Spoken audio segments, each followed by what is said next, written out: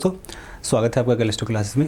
देखो, आप इस चित्र से परिचित होंगे। आज हम भी इस चित्र के बारे में थोड़ा सा जो इस चित्र के पीछे की जो घटनाएं हैं उससे भी जहाँ तक मैं समझता हूँ सब लोगों ने जो टाइटैनिक मूवी है वो भी देख ली होगी। और जो घटनाएं हुई हैं जो इसी से रिलेटेड है, जो टाइटैनिक जहाज़ है या टाइटैनिक के डूबने से जो रिलेटेड घटनाएँ हैं, जो सबमरीन जो डूबी है उसमें जो मरने वाले लोग हैं, सब परिचित होंगे, कुछ ना कुछ थोड़ा बहुत कुछ ना कुछ सुना होगा। तो आज हम भी इस चीज़ को जानने की कोशिश करेंगे कि कैसे कि उसके पीछे जो ये टाइटैनिक है, टाइटैनिक में क्या खामियां ऐसी रही जिसकी वजह से वो डूबा, जिसको कभी न डूबने वाला जहाज़, जिसको अनसिंकेबल शिप कहा जाता था, उसमें ऐसी क्या खामियां रहीं जो वो डूबा, और वो कहाँ डूबा। क्योंकि वो जगह जो है कि कहाँ वो डूबा हुआ है, कहाँ वो समुद्र की जो तल है उस पर टिका हुआ है, वो जगह बहुत कम लोगों को ज्ञात है। और डूबने का इसका जो ज्योग्राफिकल कारण है वो क्या था, उन सब बातों को आज जानने की कोशिश करेंगे। और जो सबमरीन है, जो सबमरीन में जो 5 जो अरबपति, जो मिलियनर बिलियनर जो वहाँ पे गए हैं,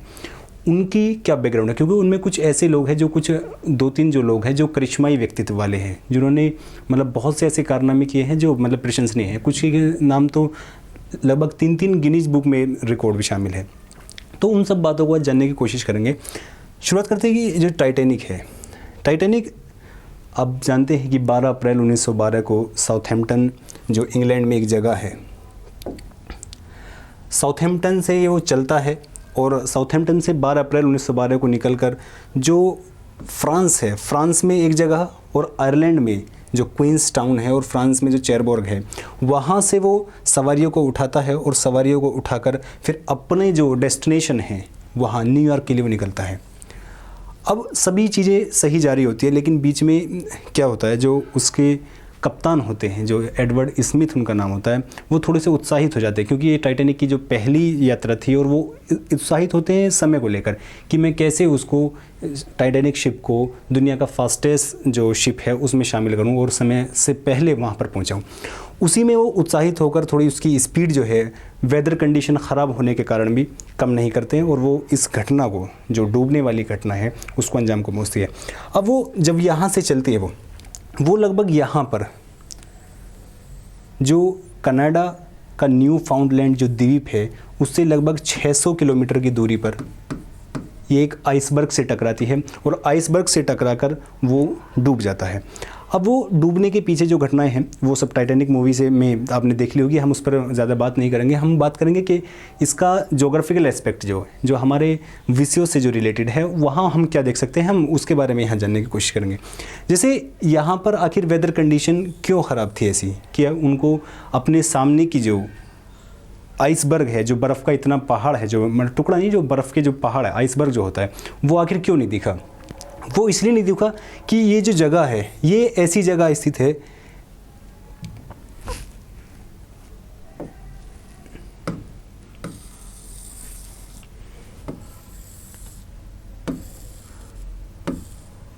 देखिए,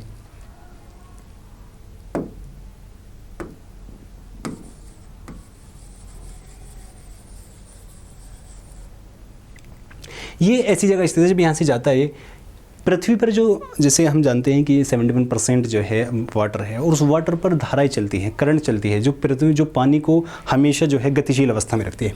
अब वो जो धाराएं चलती हैं, वो धाराएं यहाँ से जो ये आप रेड में देख रहे होंगे, ये गल्फ स्ट्रीम धारा चलती है, और यहाँ से जहाँ ये न्यू फाउंडलैंड द्वीप के पास ये डूबता है, यहाँ से लेब्राडोर धारा आती है, और यहाँ से ग्रीनलैंड धारा आती है, ग्रीनलैंड धारा करंट जो ठंडी होती है।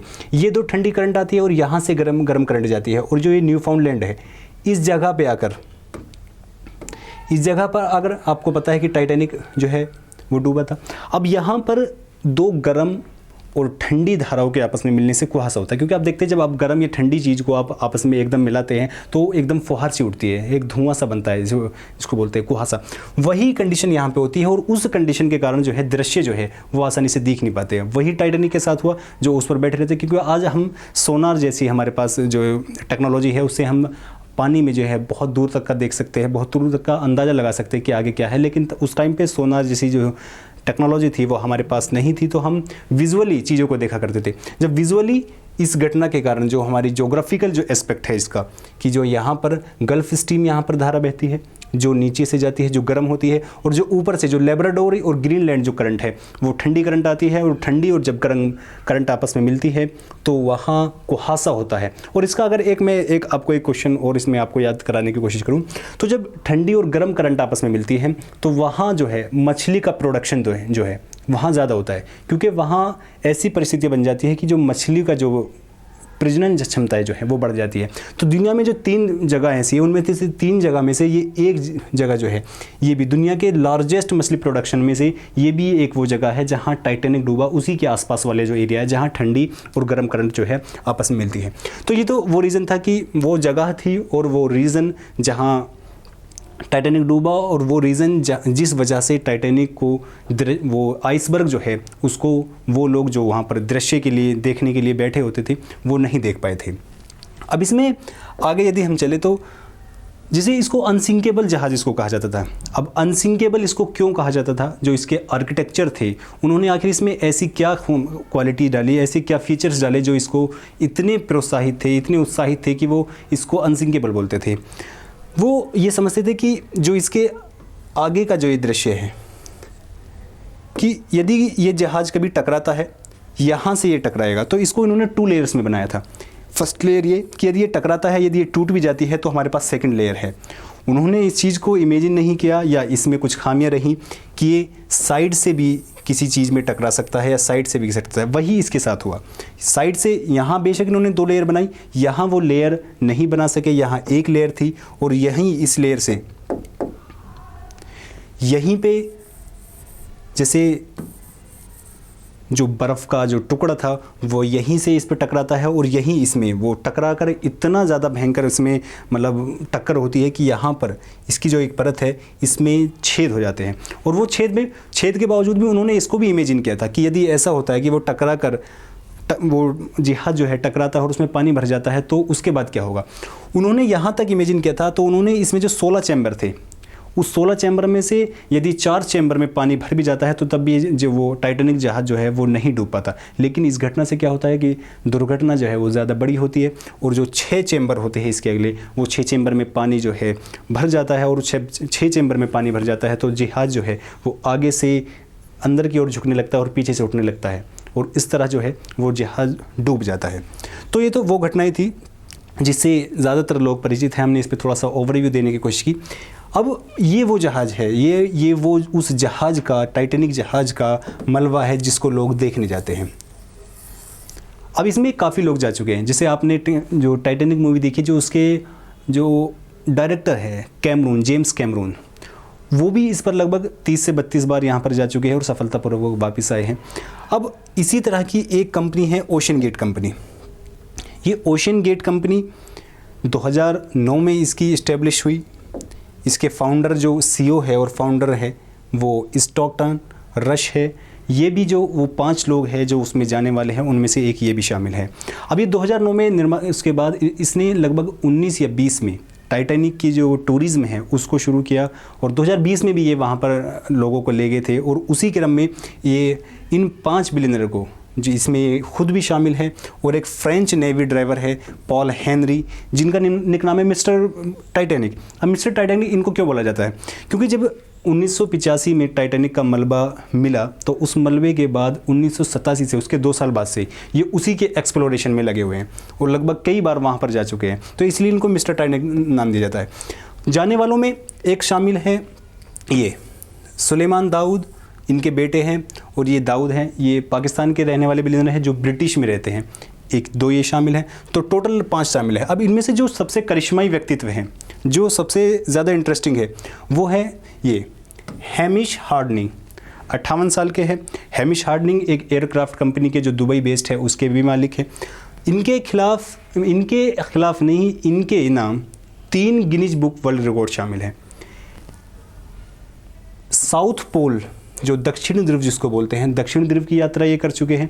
और जो मैरियाना ट्रेंच है, जो दुनिया की सबसे गहरी खाई है, जिसको दुनिया की सबसे गहरी खाई में से एक, बल्कि सबसे गहरी, सबसे डीपेस्ट जो खाई है मैरियाना ट्रेंच, वहाँ पर सबसे ज़्यादा लंबे समय तक रहने का रिकॉर्ड इनके नाम है।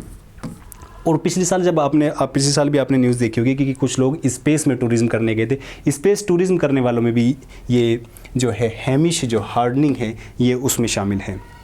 इस तरह जो वो लोग हैं जो बिलियनर हैं जो वहाँ पर गए हैं उनके बारे में देखा। अब वो घटनाएं जो है जैसे अब ये बोला जा रहा है कि कुछ लोग उसकी सूचना से पहले, जैसे अब उसका कुछ मलबा मिल चुका है, सूचना से पहले ये अंदाज़ा लगा रहे थे कि वो शायद किसी से कॉलिजन हुआ है, टकरा हुआ है। लेकिन उसके पीछे की जो अब वजह है जो यूएस नेवी सील ने बताई है, जो यूएस कोस्ट गार्ड ने जो उसके बारे में बताई है, वो इम्प्लोड की घटना सामने आ रही है कि इम्प्लोड हुआ। अब इम्प्लोड क्या है? इम्प्लोड जिसे आप एक्सप्लोड बोलते हैं और इम्प्लोड, इस एक्सप्लोड होता है जब चीज़ें जो है बाहर की तरफ फटती हैं। जैसे आपने अगर बोतल में आप प्रेशर भरे और वो बाहर की तरफ फटे तो उसको बोलते हैं एक्सप्लोड होना। और इम्प्लोड होता है जब हम बोतल से हम हवा को सक्शन करते हैं, जैसे हम बोतल पीते हैं मुंह से बिना हटाए तो वो बोतल पिचक जाती है, उसको बोलते हैं इम्प्लोड। यही इसके साथ हुआ है। इम्प्लोड की घटना के कारण जो ओशियन गेट की जो ये पनडुब्बी है, जो टाइटन सबमरीन इसको नाम दिया गया है, इम्प्लोड की घटना के कारण जो ये पनडुब्बी है, ये पनडुब्बी इम्प्लोड हुई, आपस में ये जो है मिली और इसमें जो अंदर लोग थे वो वहीं मारे गए। अब वो इम्प्लोड क्यों हुई? क्योंकि जैसे जैसे आप पानी के नीचे जाते हैं, समंदर में जाते हैं, आप जानते हैं कि प्रेशर उतना ही ज़्यादा बढ़ता रहता है और लगभग 12,000 फीट में तो आप जानते हैं कि प्रेशर कितना होगा। जब प्रेशर बढ़ता है तो कोई भी चीज़ जो है वो हाई प्रेशर से लो प्रेशर की तरफ मूवमेंट करती है। जो हाई प्रेशर से लो प्रेशर की वो मूवमेंट करेगी कहाँ से? हाई प्रेशर से low pressure. High pressure low pressure का मूवमेंट की यदि मैं तुम्हें एक छोटे से उदाहरण से बताऊं, जैसे आप किसी ऊंचाई पर चढ़ते हैं, ऊंचाई पर जैसे आप चढ़ते हैं तो आप देखते हैं कि हमारी नाकों से जो है खून आने लगता है। अब वो खून क्यों आता है? वहाँ भी यही सिद्धांत का कार्य करता होता है फिजिक्स का। वो सिद्धांत क्या है? जैसे हम यहाँ पर तल पे हैं, पृथ्वी के तल पर है, अब हमारा जो अंदर का हमारी बॉडी का जो प्रेशर है और जो एटमॉस्फेरिक प्रेशर है, जो वातावरण का प्रेशर है, वो समान रहता है। और जब वो समान रहता है तो हमारी जो प्रॉब्लम है जो बॉडी में वो खून वगैरह की वो नहीं होती है। लेकिन जैसे जैसे हम ऊपर जाते हैं, बिल्डिंग में जाते हैं या हम किसी पहाड़ को चढ़ते हैं तो एटमॉस्फेयर का जो प्रेशर है वो कम होने लगता है, जबकि हमारी बॉडी का प्रेशर सेम है जो तल पे था, लेकिन एटमॉस्फेयर का प्रेशर जो है हमारी बॉडी से आहिस्ता आहिस्ता कम होने लगता है। तो फिर हमारी बॉडी के अंदर जो हाई प्रेशर है वो वहाँ से बाहर निकलने की कोशिश करता है और जो एटमॉस्फेयर का प्रेशर है उसके समान होने की कोशिश करता है और बाहर निकलते हुए वो अपने साथ खून वगैरह ये लेके आता है। वही इसके साथ हुआ है। ये हाई प्रेशर है पानी में, अंदर पानी में, और इसके अंदर प्रेशर लो था, लेकिन इसको हाई प्रेशर झेलने के लिए जो इसके डायरेक्टर जो है वो फाउंडर से वो बोलते थे कि इसको हाई प्रेशर झेलने के लिए बनाया गया था। लेकिन इसमें कुछ खामियां ऐसी रही कि इसके अंदर लो प्रेशर जनरेट हुआ और लो प्रेशर जनरेट होने से जो हाई प्रेशर है उससे अंदर जाने की कोशिश की और इसका इम्प्लोड हुआ। तो इस तरह जो ये ओशियन गेट की जो सबमरीन थी वो इम्प्लोड हुई और जो लोग हैं वो मारे गए। अभी बॉडी शायद अभी नहीं मिली है, देखते हैं फिर और आगे क्या रीज़न आता है। जो अभी रीज़न जो दिया जा रहा है वो रीज़न ये है। इस तरह हम देखते हैं कि कैसे ये घटनाएं जो हैं जो 12 अप्रैल से शुरू होकर 14 अप्रैल में ये जहाज़ डूबता है और उसके जो लगभग 110 साल बाद, 111 साल बाद आज भी जो है जो टाइटैनिक है उसको किन तरीके से जो है वो स्मरण में लोगों के आ रहा है, वो चाहे वो टाइटैनिक सबमरीन हो या कुछ और चीज़ हो या टूरिज़्म हो। तो इस तरह से हम देखते हैं कि कैसे ये चीज़ें घटनाएँ हुई। अब इसमें कुछ टॉपिक्स और हैं, जैसे टाइटैनिक को आखिर ऊपर क्यों नहीं लाया जा सकता? जब लोग इतने वहाँ पर जाकर देखने को उत्सुक है तो आखिर इसको लाकर किसी म्यूज़ियम में क्यों नहीं रखा जा सकता? और एक प्रश्न और है कि जब लोग वहाँ पर जाते हैं तो अक्सर आप देखते हैं कि वहाँ पर सिर्फ जूते दिखाई देते हैं, लोगों की कंकाल दिखाई नहीं देते हैं। उसके पीछे क्या रीज़न है? उसको इन कुछ प्रश्नों को हम अपनी नेक्स्ट वीडियो में जानने की कोशिश करेंगे। आशा करता हूँ कि ये आपको जो टॉपिक है हमने आज डिस्कस किया है आपको पसंद आया होगा। शुक्रिया।